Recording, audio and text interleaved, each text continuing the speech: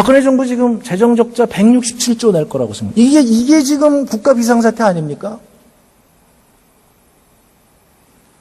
왜 그러냐면요. 참여정부에서 5년간 재정적자 10조 원 마이너스 냈습니다.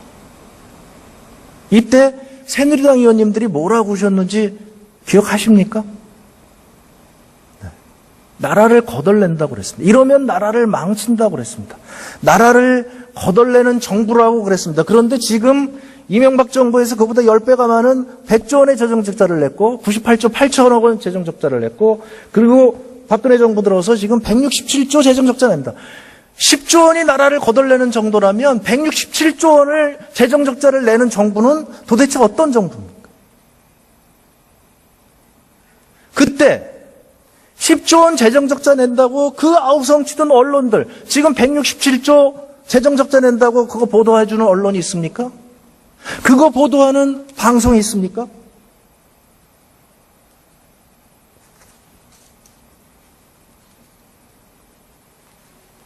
이게 바로 국가 비상사태인 겁니다, 지금. 그런데 언론이 보도를 하지 않으니까 국민들은 이걸 모르고 계시는 거죠. 수출 증가율이 대한민국이 이런 적이 없습니다. 작년도에 8% 마이너스 됐습니다. 금년 1월 달에 18.5% 마이너스 됐습니다. 나라가 무너지고 있습니다, 지금. 이 문제를 해야죠. 경제 비상사태입니다, 경제 비상사태. 테러방지법 아무것도 아니에요. 여야가 그냥 합의해라. 청와대에서 한마디만 하면 1분이면 합의 볼 수 있습니다. 지금 이 얘기를 하지 않으려고 이것이 언론에 나와서 국민들이 이걸 알고 나라가 지금 위험하구나. 지금 경제가 엉망이구나. 경제가 엉망인 건 대한민국 국민 다 아는 사실 아닙니까? 그거를 딴 것으로 눈길을 돌리기 위해서 이런 엉뚱한 것을 하는 거 아니겠냐. 그러면 나라는 어떻게 되겠느냐 도대체. 그것이 저희가 생각하는 겁니다. 한국 경제는 성장할 수 없습니다. 빚에 다들 허덕이고 있잖아요. 오늘도 신문에 났습니다. 이 빚을 갚느라고 소비를 할 수가 없다. 소비가 안 되니까 시장이 텅텅 비죠. 시장 텅텅 비고 자영업자 망해가죠.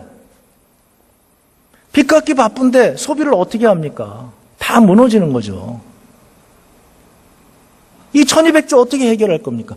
그렇게 엄청난 가계부채가 있었는데 갑자기 난데없이 부동산 경기 살린다고 지금 와가지고 결국은 1200조 된 거 아니겠습니까?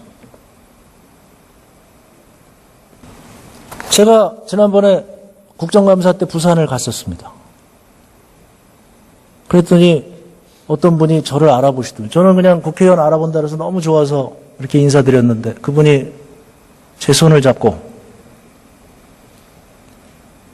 노동법 꼭 막아주십시오.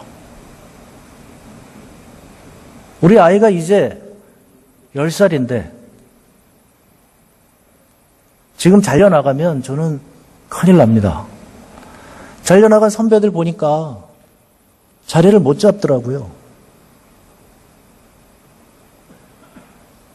이게 지금 대한민국 노동자 현실 아닙니까? 이게 국가 비상사태 아닙니까? 저는 그렇게 생각합니다. 저는 국가 비상사태가 바로 그 아빠가 그렇게 대한민국 국민이 지금 불안해하잖아요. 대한민국 국민이 지금 울고 있잖아요. 이게 비상사태가 아니에요? 이게 한두 명입니까? 자, 보세요. 작년도에 1년 동안 퇴사한 인원이 560만 명입니다. 이 사람들이 고용보험에 든 사람들이 560만, 이 고용보험에 든 사람들이 가입자가 1160만 명이에요. 1160만 명에서 560만 명이 회사를 그만뒀어요.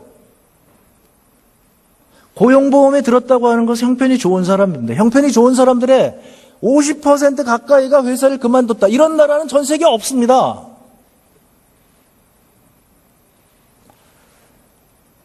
여기 고용보험에 가입하지도 못한 660만 명, 합치게 되면 1220만 명이 오늘 잘릴까 내일 잘릴까 지금 이러고 있습니다. 이게 국가 비상사태가 아닙니까?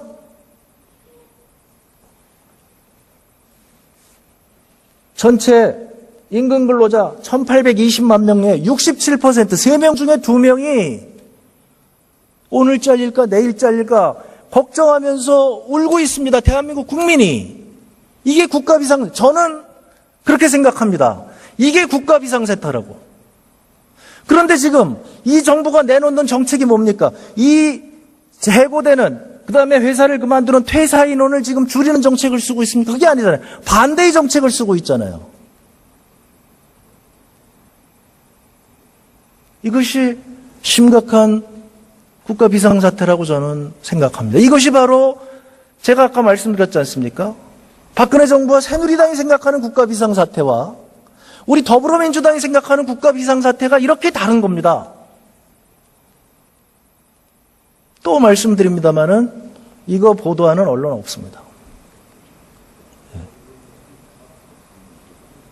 현장에 계신 분들은 알고 계시잖아요. 그죠? 현장에 계신 분들 나는 오늘 쫓겨날까 내일 쫓겨날까 모르는데 이 불안한 이것에 대해서 나만 그런가? 그렇게 생각하고 계시는 것이 아닙니다. 대한민국의 임금 근로자의 3명 중에 2명은 지금 이렇게 하루하루를 불안하게 살고 있습니다. 끔찍한 얘기 계속 더 드리겠습니다. 대한민국의 근속연수별 퇴사인원 현황, 아까 말씀드린 대로 전체 562만 명 중에서 1년에 퇴사하는 분들 중에서 1년 미만에 퇴사하는 분이 348만 명, 62%입니다. 그리고 3년 미만은 493만 명, 87.8%가 회사를 그만둡니다. 이게 국가 비상사태 아닙니까? 제가 계속 말씀드립니다만 이러니까 대한민국 노동자들의 경쟁력이 떨어지는 겁니다. 기술을 습득할 시간이 없잖아요. 지식정보화 사회에 기술을 습득하지 못하게 만드는 정부. 이것은 바로 이것 때문에 아까 제가 말씀드린 대로 대한민국 경제는 지금 쇠락해 가고 있는 겁니다. 이게 바로 국가 비상사태죠. 여기 연령대별로 보시면 더 끔찍합니다. 20대 이하는요, 3년 미만이 95.8%가 회사를 그만둡니다. 네. 이게, 그러니까, 우리나라, 이게 OECD 최악이거든요. 그러니까, 이 대한민국은 지금 제가 아까 말씀드린 대로 자본주의가 시작된 지 얼마 안 된, 그리고 민주주의가 시작된 지 얼마 안 된, 바로 그 정글 자본주의의 시기에 지금 있는 겁니다. 그것을 개혁에 위해서 상당히 많이 진전시켜 놨는데 지금 이명박 정부, 박근혜 정부 들어서 그것을 거꾸로 돌려나가고 있다는 겁니다. 저는 이 문제가 국가 비상사태라고 생각을 합니다. 이러니까 젊은 사람들이 헬조선이라고 그러는 거 아닙니까? 제가 아까 말씀드렸다시피 새누리당 의원님들하고 더불어민주당 의원님들하고 생각이 다릅니다. 네. 보수와 진보의 차이가 그거죠. 새누리당은 이렇게 유연성을 높여야 기업들이 잘 되고 그렇게 기업들이 잘 돼야 투자를 할 것이고 투자를 해야 경제가 잘 된다. 네. 저희의 생각은 뭐냐면 그렇게 해서 재벌들 지원해 줬는데 그것이 국민들에게 돌아왔느냐? 돌아오지 않았다는 겁니다. 그 생각의 차이가 있는 거죠. 그 판단을 국민들이 하시는 겁니다. 저는 명확하게 말씀드리는 겁니다. 바로 이렇게 지금 테러방지법이나 이렇게 부동산 경기 활성화하고 이런 식으로 거품을 일으키려고 하는 이게 바로 보수정부의 정체인 겁니다.